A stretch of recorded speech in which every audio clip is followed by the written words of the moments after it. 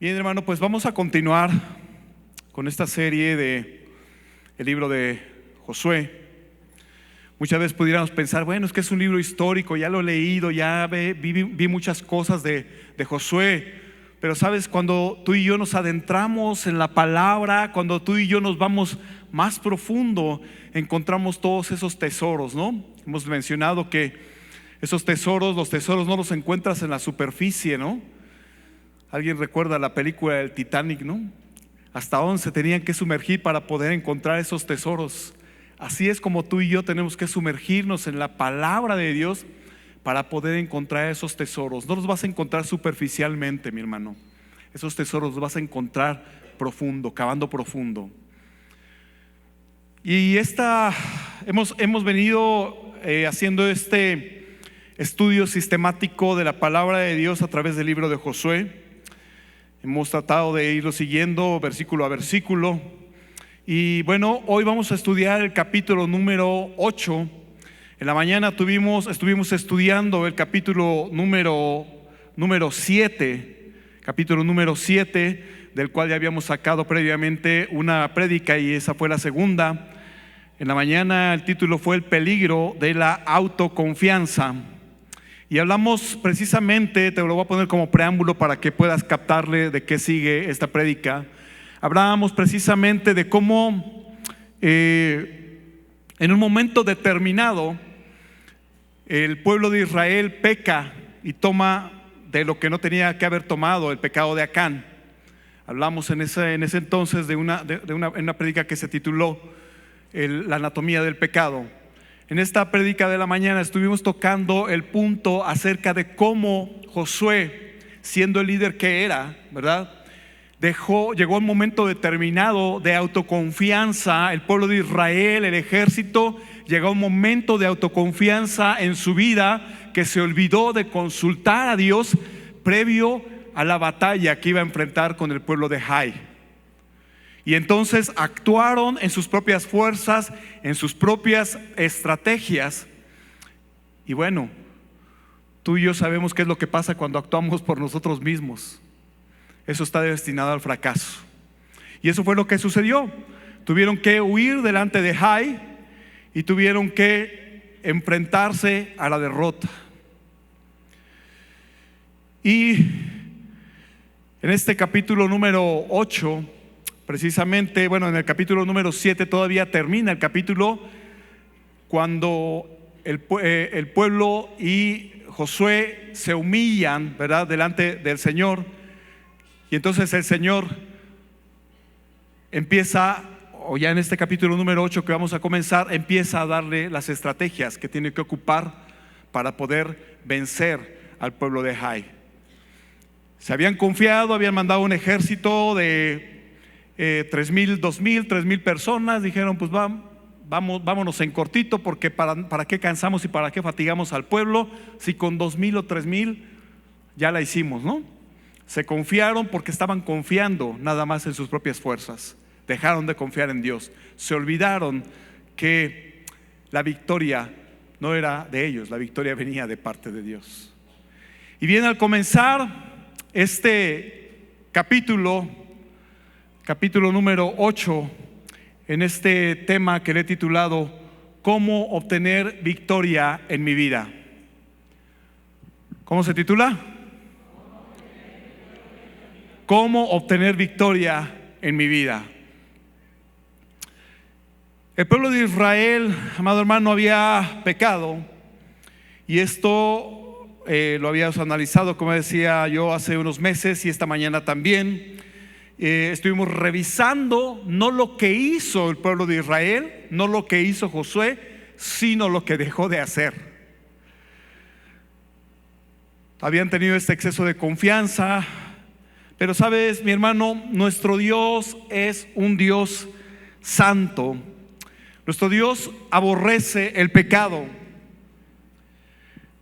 Pero sin embargo, mi amado hermano, lo que el Señor ama y lo que al Señor le agrada es el corazón de las personas cuando un pecador se arrepiente de lo que ha hecho, como lo hizo el pueblo de Israel también en esta parte. Tal es su regocijo que hay fiesta inclusive en los cielos. Y esto pasa cuando tú te regocijas, ¿verdad? Cuando un hijo tuyo, ¿verdad?, ha hecho algo malo y de repente él viene y reconoce y dice: papá, la regué, perdóname. ¿Y qué haces? ¿Lo golpeas? ¿Le das una cinturoniza? No, ¿verdad? Algo te mueve en el corazón y dices: adelante, hijo, vamos a seguir adelante, queda olvidado el tema y vámonos. Es lo mismo que el Señor hace. Tú no puedes tener más amor que el que tiene el Señor. Y a veces nos creemos más buenos que el Señor, ¿no?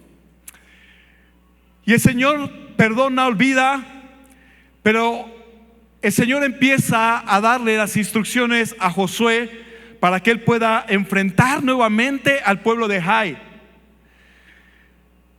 Y empieza a dotarle de ciertas estrategias de guerra para darles la victoria.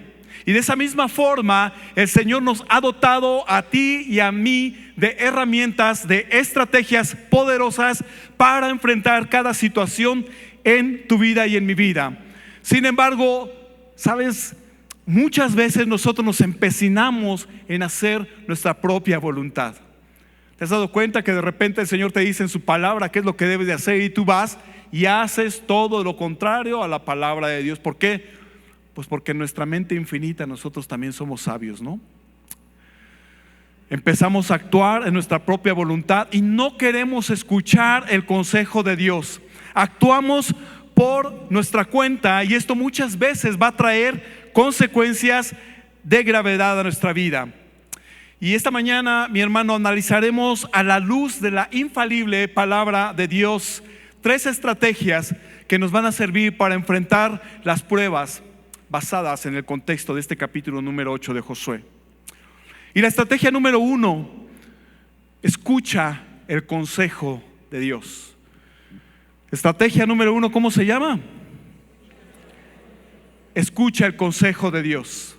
Y vamos a estar trabajando precisamente en este capítulo 8 de Josué, y vamos a estar viendo alguna que otra escritura por otro lado, pero el contexto va a ser el capítulo número 8. Dice la palabra de Dios en el versículo 1 y 2: Jehová dijo a Josué: no temas ni desmayes. Toma contigo toda la gente de guerra y levántate y sube a Ai. Pero mira, yo he entregado en tu mano al rey de Ai, a su pueblo, a su ciudad y a su tierra. Y harás a Ai y a su rey como hiciste a Jericó y a su rey, solo que sus despojos y sus bestias tomaréis para vosotros. Pondrás pues emboscadas a la ciudad detrás de ella. Por sobre todas las cosas, mi amado hermano, el consejo de Dios debe prevalecer en tu vida y en mi vida.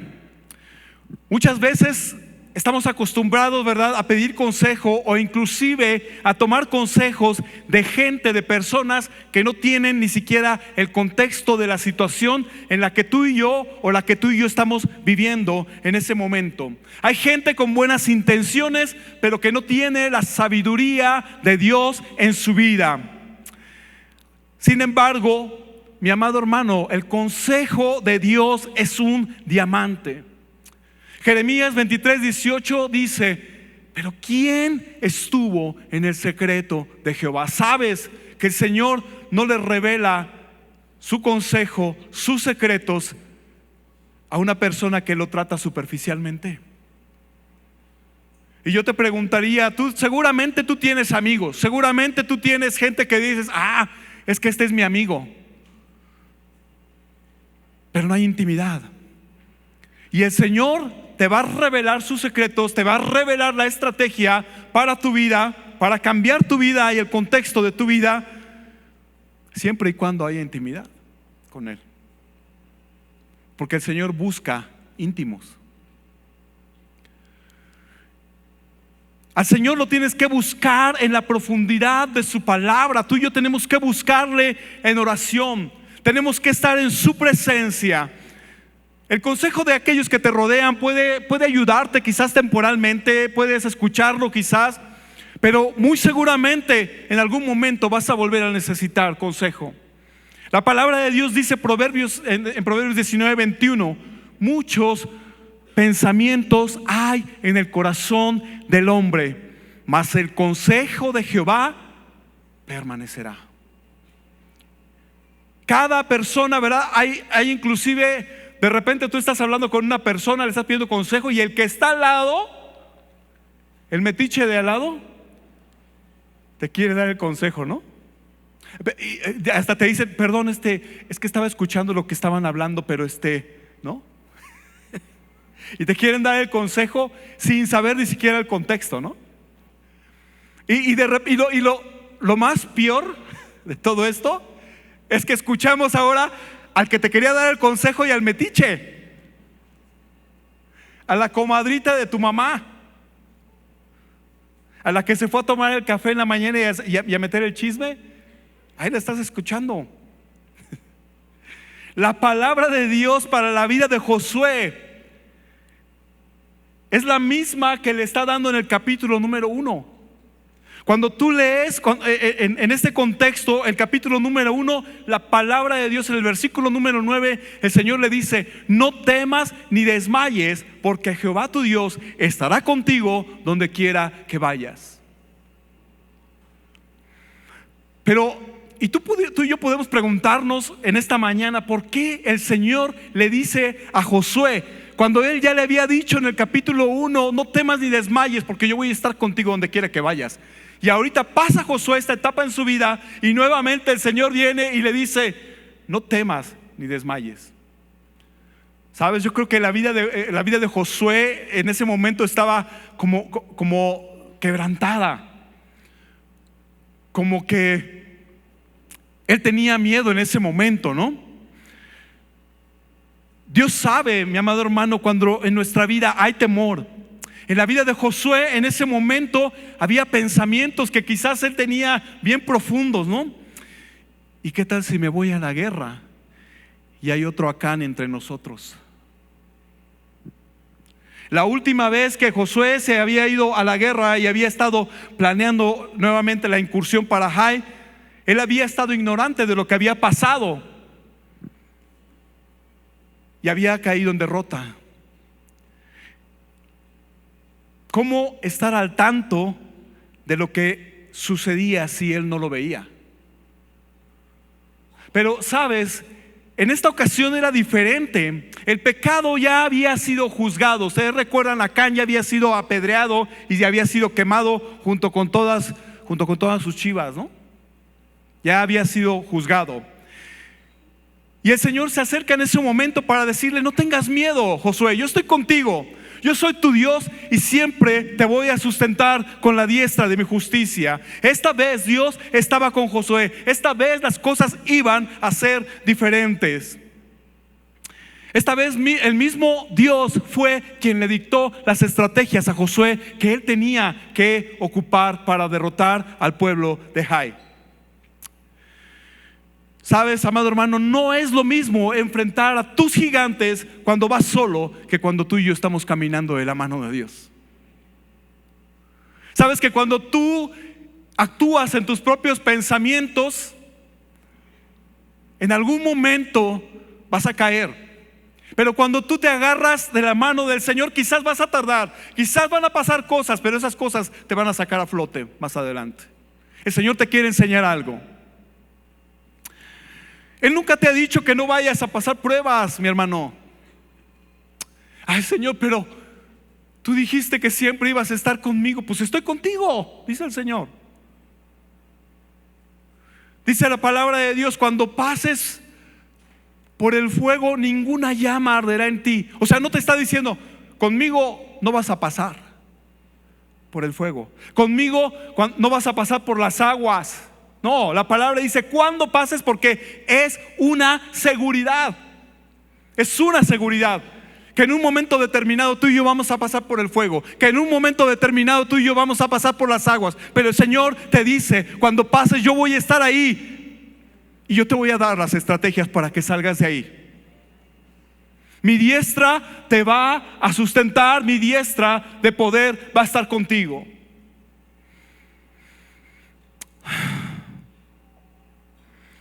En los momentos más crudos de tu vida y de mi vida, en la lucha más encarnizada, en el problema más grande, estará su vara y su cayado para infundirnos el aliento que tú y yo necesitamos. Dios es tan bueno, amado hermano, con nosotros, que el peor castigo que tú y yo podemos recibir es hacer nuestra voluntad. Ese es el peor castigo que tú y yo podemos recibir. Que el Señor te diga: ok, Gabriel, ya te dije que no es por ahí, pero tú quieres seguir picando piedra por ahí. Ya te dije que no es en ese momento, pero tú quieres que se haga en este momento. Ya te dije la forma, pero tú lo quieres hacer a tu manera. Entonces el Señor agarra y dice: pásale, haz tu voluntad.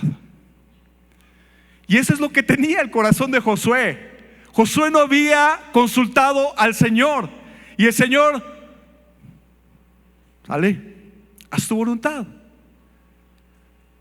Y Josué se dirigió totalmente y cabalmente a la derrota. Echa un vistazo ahí al capítulo número 7.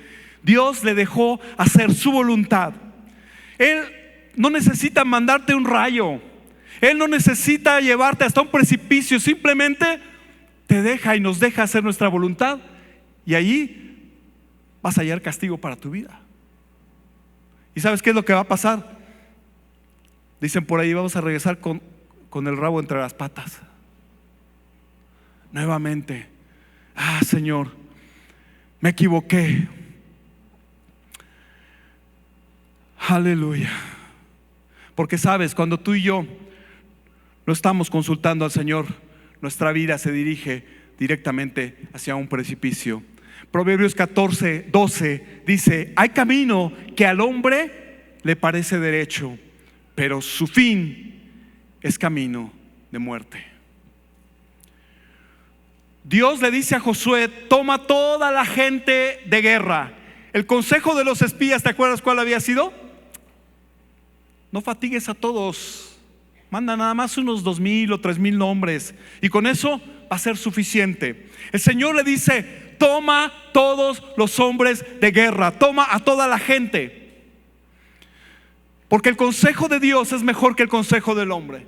Y sabes, mi hermano, muchas veces el consejo de la gente que estaban alrededor nos pudiera parecer lógico, de acuerdo al momento que tú y yo estamos viviendo, pero debemos tener cuidado de siempre pasar cada consejo que te den a ti por el filtro de la palabra y de la voluntad de Dios. Y muchas veces vas a encontrarte que el consejo que te están dando para tu vida no checa, no macha con la palabra de Dios. Porque todo tiene su tiempo.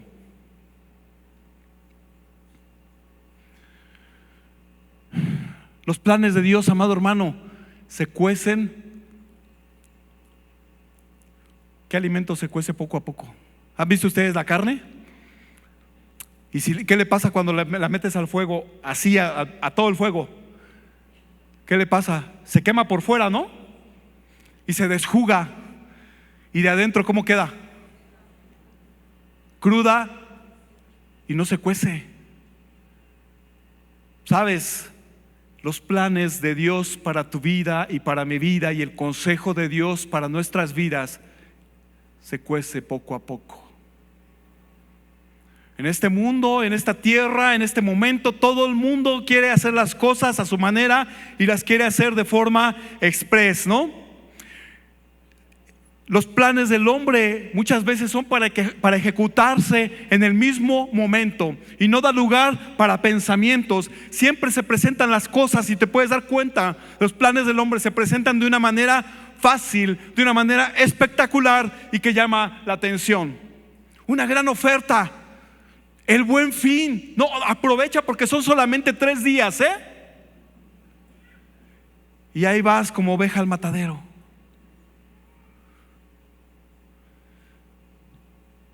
Es que quiero ver cómo las Águilas ganan el campeonato en una pantalla gigante. Y hasta le dices a tu esposa: ya me vi.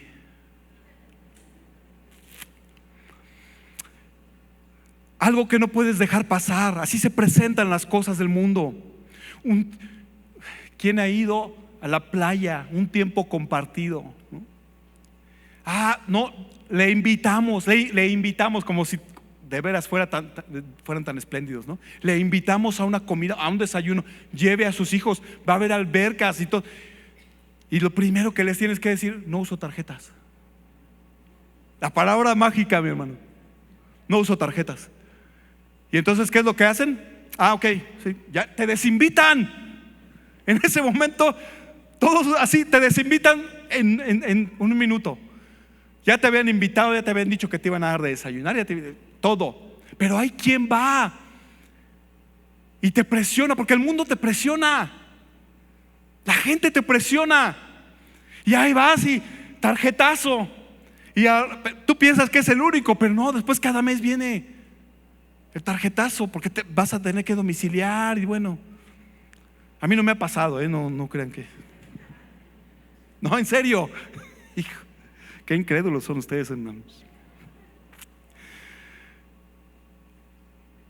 En el 2007 estaba yo trabajando en una compañía. Tenía muchos problemas. Te voy a abrir mi corazón esta mañana.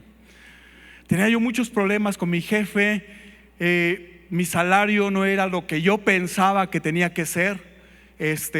Me agarraba cada rato con él. Y yo recuerdo que hubo un domingo en el cual fuimos a la iglesia. Estábamos en otra iglesia. Me acuerdo que fuimos a la iglesia y yo estaba desesperado.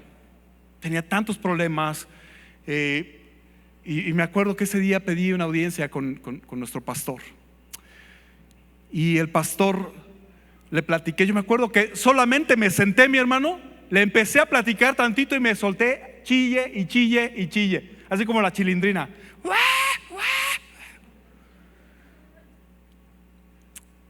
Y le platiqué todo al pastor, ¿no? Todo lo que me hacía mi jefe a mí, todo como yo me sentía atacado. Todos eran enemigos míos. Y me acuerdo que el pastor me escuchó y al final me dice: ok, era un domingo, me acuerdo muy bien. Y el pastor me dice: mañana, Gabriel, cuando llegues a tu trabajo, vas a ir con tu jefe y le vas a pedir una disculpa, porque él es tu autoridad y porque no te has sometido a él durante todo este tiempo, y vas a esperar en Dios. Y entonces yo me quedé así como cuando te brinca el ojo, así de, ¿cómo? O sea, si te estoy diciendo que yo soy el afectado, si te estoy diciendo que yo soy la víctima, si te estoy diciendo que yo soy el buena onda, ellos son. Y al otro día llego a la oficina, mis hermanos,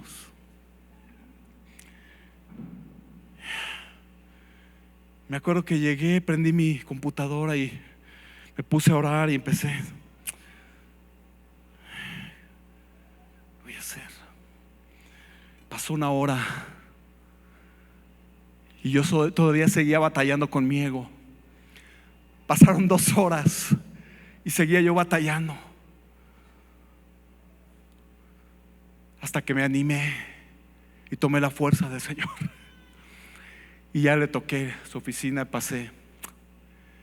Me acuerdo que entré y que le dije: te quiero ofrecer una disculpa, porque todo este tiempo he sido una persona con la que no has podido tratar. Te pido que me perdones. Me acuerdo que le pedí perdón, hablé con él. No hubo ningún rencor en mi corazón. Pero yo recuerdo que todo ese año, todo lo que él me hacía, o sea, todo, nunca le volví a decir nada. Siempre decía: Señor, tú conoces todas las cosas. Señor, tú conoces todas las cosas. Sabes, el Señor quería tratar con mi carácter. Exactamente un año transcurrió. Y al siguiente año me llega una oferta de trabajo, que también poco a poco se fue dando. Y el Señor me lleva ganando el triple de lo que yo ganaba en ese momento. Pero ¿sabes qué tuve que hacer? Esperar todo un año, aguantarme todo un año y vivir de esa manera todo un año. Y el Señor me llevó a otro lugar. ¿Sabes, mi hermano? Tú y yo tenemos que aprender a esperar. Los tiempos del Señor son exactos. Yo no pude salir de ahí hasta que mi carácter tuvo que ser cambiado. El hombre, mi amado hermano, tú y yo como hombres miramos lo que está frente a nosotros solamente, pero Dios ve más allá. Cuando Samuel va a ungir a David y llega, se presenta el primer hijo de Isaí, ¿verdad? Eliab. Y el pensamiento de Samuel luego dice: de cierto, delante de Jehová estás ungido. O sea, ya la armé. El primero que ese va a ser. Y el Señor le dice a Samuel: espérate, cálmate, tranquilo. No mires a su parecer, ni tampoco lo que es grande de su estatura, porque yo lo desecho. Porque Jehová no mira lo que mira el hombre, pues el hombre mira lo que está delante de sus ojos, pero Jehová mira el corazón. Las estrategias de Dios son diferentes y Dios trabaja de manera diferente en cada uno de nosotros. Algunos vamos a pasar por las mismas pruebas, pero ¿sabes qué? Te vas a dar cuenta que esa prueba es la misma por la que está pasando el otro hermano. A lo mejor el otro hermano la va a librar antes que tú. A lo mejor al hermano que está pasando exactamente por la misma prueba le llevó medio año, pero a lo mejor a ti ya llevas 10 años y sigues en la misma prueba. ¿Sabes? Porque el Señor está tratando de formar carácter en ti y tú no te has dejado formar carácter, no te has dejado moldear por Él. El Señor te dice: no, Señor, pero no, así no, así no. El Señor te dice: espera, no, Señor, es que esto es apremiante. El Señor te dice: vete por acá. No, es que tú me vas a llevar por acá, pero para acá, Señor, yo llego más rápido.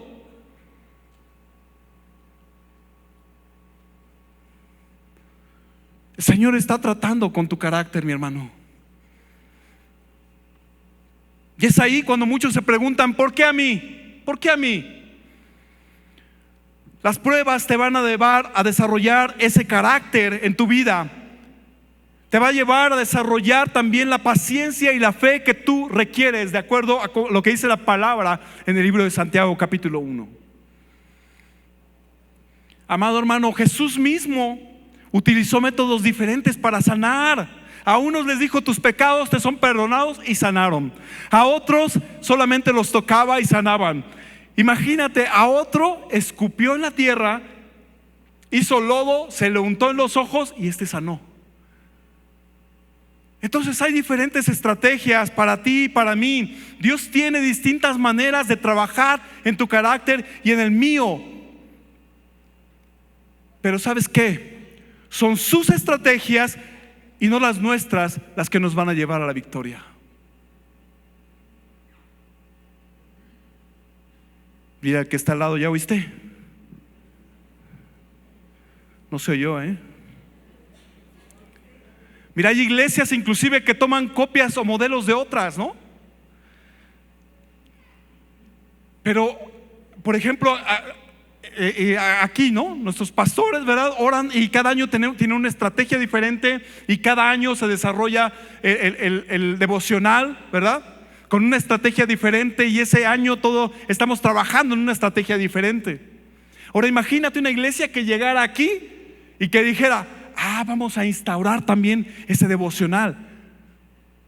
Te digo una cosa: nuestros pastores han pagado el precio y el Señor les ha revelado esas estrategias. La estrategia que a ellos les está funcionando no es para otra iglesia.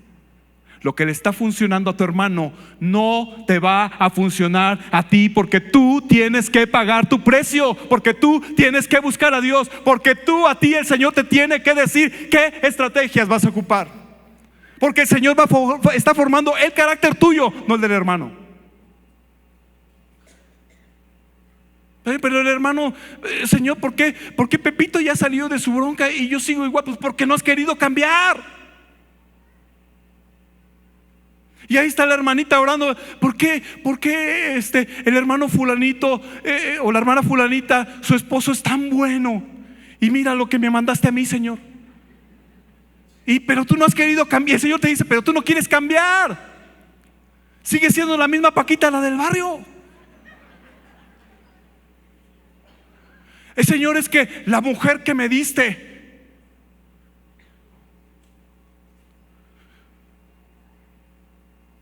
dice la pastora, ¿no? Como dice el hombre, de repente dice, ¿no? La mujer que me tocó. ¿Te tocó? Pues ¿qué fue, rifa o qué? ¿Te la sacaste en una rifa o qué? Sigue diciendo la palabra: yo he entregado. Una vez más, las promesas de Dios para su pueblo se dejan ver. Es decir, no es porque tú y yo seamos tan buenos, tampoco porque seamos los mejores estrategas, mucho menos porque tengas un IQ muy alto y impresionante. Simple y sencillamente es porque Él ha entregado en ti, porque Él ha puesto en tu mano. De vez en cuando es necesario que Dios nos recuerde que Él nos ha entregado todo. Dios, mi hermano, Dios te ha entregado el corazón de tu hijo. ¿Qué has hecho con él? Amado hermano, Dios te ha entregado el corazón de tu esposa. ¿Qué has hecho con él? Amado hermano, el Señor te ha entregado un ministerio. ¿Qué has hecho con él? El Señor te dice: yo te he entregado todo lo que pise la planta de tus pies. Todo lo he puesto en tu mano. Yo lo he entregado ahí. Hoy el Señor te sigue diciendo lo mismo: no temas ni desmayes, Gabriel, Juan, ponle tu nombre, Pepe, Lupe. Yo lo he entregado, pero entrégame todo a mí. Entrégame tu ansiedad, entrégame tu carácter, entrégame tu esposo, entrégame tu familia.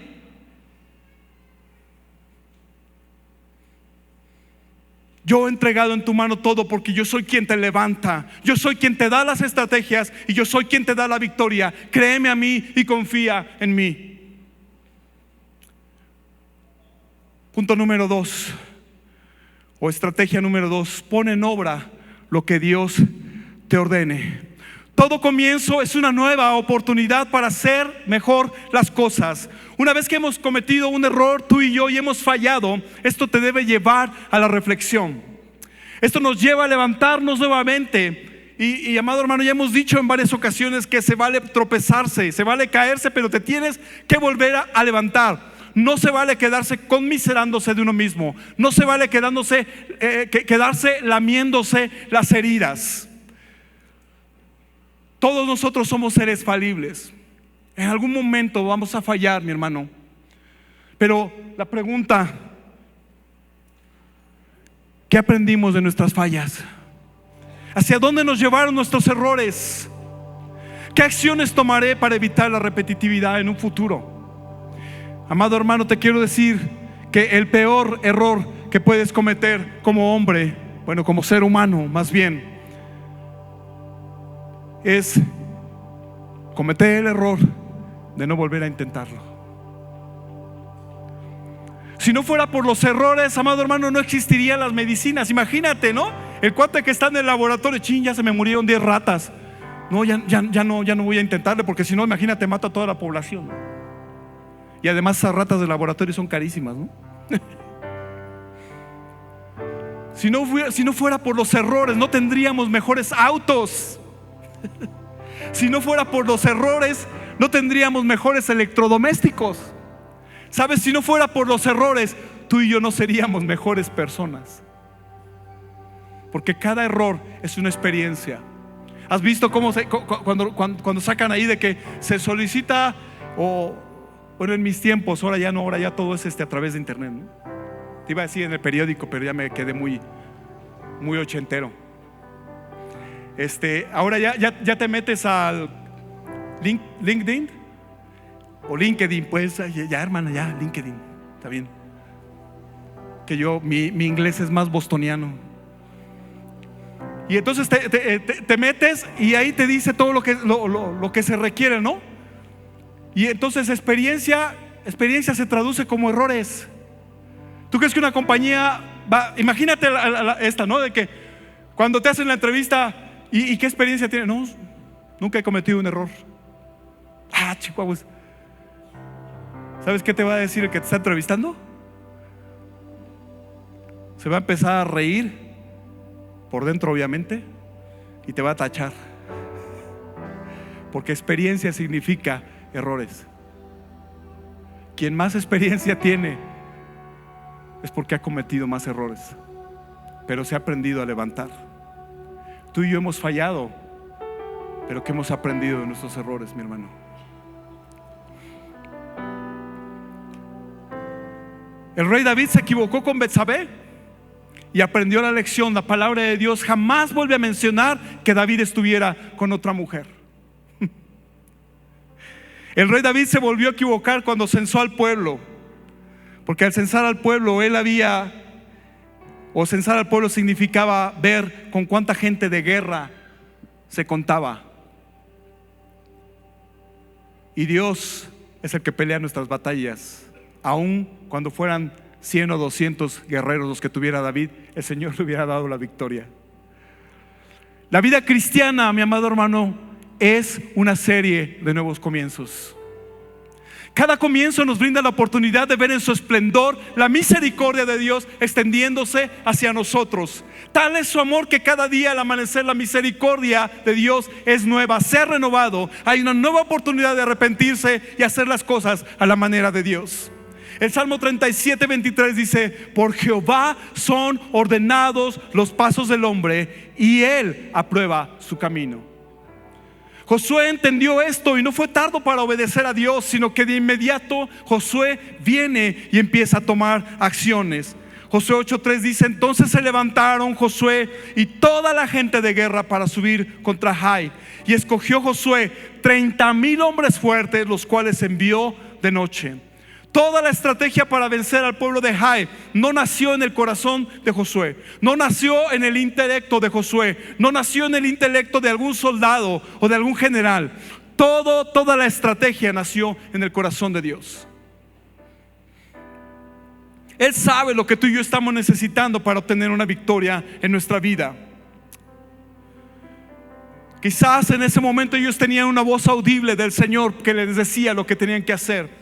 Y tú me puedes decir hoy en este día: mi hermano, yo no tengo una voz audible, pero tienes esto, tienes la palabra del Señor, la palabra escrita y venida directamente de la boca del Señor, para que tú y yo podamos vivir una vida de victoria delante de Dios y de todos los hombres. Pero tu trabajo y mi trabajo, mi hermano, no se acaba allí. Tu trabajo y mi trabajo se trata de la obediencia. Proverbios 21:31 dice: el caballo se alista para el día de la batalla, mas Jehová es el que da la victoria. El hecho de que toda la gente de guerra haya sido convocada, mi hermano, es un indicativo que hay batallas en las cuales tienes que ir por todo. Hay batallas en las que tienes que ocupar todo lo que tienes, en las cuales debes ir por todo. Batallas grandes, batallas significativas para tu vida y para mi vida. Elías estaba ante los 450 profetas de Baal y había que entregarlo todo, había que darlo todo, porque tenían que darse cuenta que había un Dios en Israel. Y Elías clamó desde lo más profundo de su corazón: respóndeme, Jehová, para que conozca este pueblo que tú eres Dios. Y descendió fuego del cielo. Cuando ores por tu familia, hermano, tienes que ir con todo. Necesitamos hacer oraciones que rasguen los cielos. Necesitamos hacer oraciones que no sean repetitivas ni ordinarias. Necesitamos impactar el corazón de Dios nuestro Señor. Necesitamos impactar esta sociedad con tu testimonio, con mi testimonio. Tenemos que ir por todo. Cuando Josué peleaba contra los amorreos, dice la palabra que ya se hacía tarde y en un momento dado ellos se iban a escapar. Así que Josué clamó: sol, detente en Gabaón, y tu luna en el valle de Ajalón. Iba por todo también Josué. Pero lo más impresionante, a mí me impresiona mucho esta palabra que dice Josué 10:12: y no hubo día como aquel, ni antes ni después de él, habiendo atendido Jehová a la voz de un hombre, porque Jehová peleaba por Israel. Que lo mismo sea en tu vida, que no haya un día como este, ni un día después de este como este, en el cual el Señor atendió a la voz de un hombre porque clamaba por su familia,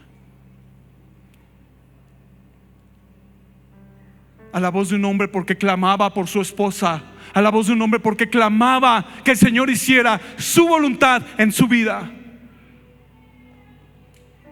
La pregunta sería: ¿qué tan dispuestos estamos hoy para clamar al Señor? Cuando tú y yo comencemos a actuar y hacer cambios en nuestra vida, entonces veremos que hay cambios en nuestro entorno. Nuestro entorno va a empezar a cambiar, tu familia va a empezar a cambiar, tu trabajo va a empezar a cambiar, tu matrimonio va a empezar a funcionar de otra forma diferente, tu ministerio va a empezar a cambiar también, amado hermano. Dios estará cambiando tu derrota en victoria, porque Jesús es quien dice: ¿no te he dicho que si crees verás la gloria de Dios? Estrategia número 3: que tu vida sea un altar. Dios nos hizo personas, seres pensantes, con la capacidad de tomar nuestras propias decisiones, pero también con la conciencia de que cada una de las decisiones que tú y yo tomemos traerá una consecuencia buena o mala a nuestras vidas. Altar, fíjate, altar viene de una palabra bien interesante que quiere decir sacrificio u ofrecimiento. Una vez que Josué obtuvo la victoria, era necesario hacer cosas diferentes a las que se hicieron la primera vez. Esta vez, cuando ellos vencen al pueblo de Ai, ellos edifican un altar. Y un altar, mi hermano, es un lugar de consagración donde el pueblo, ¿verdad? El pueblo de Israel podía demostrar su dedicación a Dios. Un altar que estaba hecho de piedras, donde el hombre no había puesto su mano jamás. Es decir, una piedra entera, no trabajada por el hierro, no trabajada por el hombre. De esta manera el altar, tu vida y mi vida, tiene que ser levantada en las fuerzas del Señor y no en las nuestras. Es un lugar donde no se puede admitir una mezcla de cosas, una mezcla de creencias. No puede estar la palabra de Dios y tus ideas. No puede estar el Espíritu de Dios y las filosofías humanas. No puede estar en ese altar Dios y otras cosas, otras creencias. Tiene que estar solamente el Señor en ese altar en tu vida. Es un altar dedicado solamente a Dios y con el propósito de ofrecer un sacrificio. El rey David decía: los sacrificios de Dios son el espíritu quebrantado, al corazón contrito y humillado no despreciarás tú, oh Dios. El pueblo de Israel estaba consciente de que el autor de sus victorias era solamente el Dios verdadero, de quien parecían haberse olvidado después de la victoria con Jericó. Una vez que pasa esto, se leen todas las palabras de la ley, Josué 8, 34 y 35. Y dice que no hubo palabra alguna de todo cuanto mandó Moisés que Josué no hiciese leer delante de toda la congregación de Israel. En esta ocasión vuelven a tener una victoria, pero hoy la victoria es diferente. Después de esta victoria las cosas cambian, hacen cambios importantes en su vida. Habían experimentado la derrota contra Ai y ahora en esta victoria las cosas las estaban haciendo de manera diferente. Una vez que derrotaron a Jericó, no hicieron nada. Ahí se quedaron en Jericó y desde ahí planearon todo. Pero aquí es diferente. Josué lee toda la ley ante el pueblo y con ello ellos estaban dando cumplimiento a un mandato que se les había dado desde hacía más de 500 años atrás y del cual no se habían acordado hasta que fueron derrotados por Ai. Deuteronomio 27 del 1 al 8 dice: ordenó Moisés con los ancianos de Israel al pueblo diciendo: guardaréis todos los mandamientos que yo os prescribo hoy, y el día que pases el Jordán a la tierra que Jehová tu Dios te da, levantarás piedras grandes y las revocarás con cal. Lo que sí hicieron. y escribirás en ellas todas las palabras de la ley, lo que sí hicieron. Cuando pues hayas pasado el Jordán, levantarás estas piedras que yo te mando en el monte Ebal y las revocarás con cal, y edificarás allí un altar a Jehová tu Dios, lo que no se había hecho. Sabes, amado hermano, obedecer a medias no es obedecer. En este tiempo, ahora sí levantan ese altar. No alzarás sobre ellas instrumento de hierro. De piedras enteras edificarás el altar de Jehová tu Dios y ofrecerás sobre el holocausto a Jehová tu Dios. No hay una mejor forma, mi amado hermano, de ser consciente de nuestros actos, sino cuando nos vemos en el espejo de la palabra de Dios. El arca de la alianza estaba en medio del pueblo, y el arca de la alianza significaba la presencia del Señor. La mitad del pueblo estaba en el monte Ebal y la otra mitad del lado del monte Gerizim. Y sabes, esta parte es muy interesante porque Ebal quiere decir desnudo y Gerizim quiere decir cortar. Lo que quiere decir que cuando tú y yo nos acercamos al Señor, tenemos que cortar con todo pecado en nuestras vidas. Y lo que quiere decir es que tú y yo aparecemos desnudos delante de Él. Que todo lo que tú quieras añadir por tu parte no cuenta, porque el Señor ve tu desnudez y nos conoce nuestros pensamientos más íntimos. Y al oír cada maldición, el pueblo de Israel tenía que decir amén, asintiendo con ello que estaban entendiendo la palabra que se les estaba leyendo. Sabes, hermano, hoy esa ley está escrita en nuestros corazones. Ya no estamos más bajo esa maldición de la ley. La maldición se quedó en un madero. Hoy estamos bajo la gracia, bajo la sangre del sacrificio de Cristo en la cruz. Hoy esa ley está en tu corazón, en mi corazón. ¿Y qué vas a hacer? Hoy te he dado 3 estrategias. Yo no. Están ahí en la palabra. No es mi palabra. Si tú quieres arguir algo, argumentar algo, no es contra mí. Ahí está la palabra, la que nos ha hablado. La palabra de Dios se expresa por sí sola. ¿Por qué no te pones de pie en esta tarde, hermano?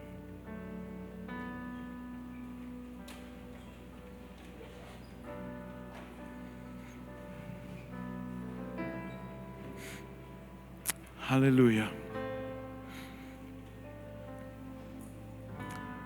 ¿Sabes? ¿Por qué no le decimos en esta tarde al Señor: Señor, estoy cansado de actuar en mis formas y en mis maneras? Hoy quiero cambiar y ya no quiero actuar en mis formas y en mis maneras. Hoy quiero actuar en las tuyas. Hoy quiero que tú me des las estrategias para que haya cambios en mi vida importantes, para que haya cambios en mi familia, Señor. Hoy quiero que mi vida sea ese altar. Hoy te ofrezco mi vida para que tú hagas con ella lo que quieras, para que tú me moldees, Señor. Cierra tus ojos y dile al Señor: Señor, estamos cansados de luchar en nuestras fuerzas. No hay días, Señor, en los cuales estemos luchando y que no veamos victoria, porque estamos luchando en nuestra fuerza, porque hemos pretendido, Señor, hacer las cosas a nuestra manera y nos damos cuenta que no funciona así. Nos damos cuenta que la única forma en la que va a funcionar nuestra vida es a tu manera, es en obediencia a tu palabra, Señor. Señor, danos las estrategias para cambiar. Danos las estrategias para que podamos cambiar nuestra familia, nuestro entorno, nuestros hijos, Señor, para cambiar inclusive nuestra vida espiritual, que quizás en este tiempo, Señor, ha venido disminuyendo. Hoy te adoramos con nuestra vida. Hoy nos ponemos delante de ti como se puso el pueblo de Israel en el monte Ebal y en el Gerizim. Hoy estamos desnudos delante de ti, Señor. Y hoy queremos cortar con todo pecado en nuestra vida, Señor. Aleluya. En mi vida has sido bueno. En mi vida has sido tan fiel. Con mi ser, con cada aliento, yo cantaré de la bondad de Dios.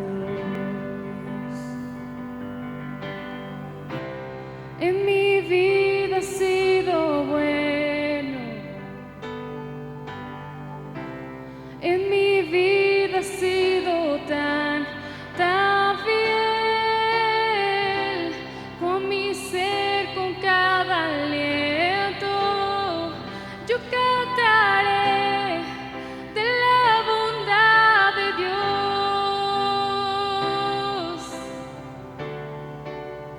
Canta esto conmigo. Tu fidelidad sigue persiguiéndome. Tu fidelidad sigue persiguiéndome. Todo lo que soy te lo entrego hoy. A ti me rendiré. Tu fidelidad sigue persiguiéndome. Tu fidelidad sigue persiguiéndome. Tu fidelidad sigue persiguiéndome. Todo lo que soy te lo entrego hoy. A ti me rendiré. Tu fidelidad sigue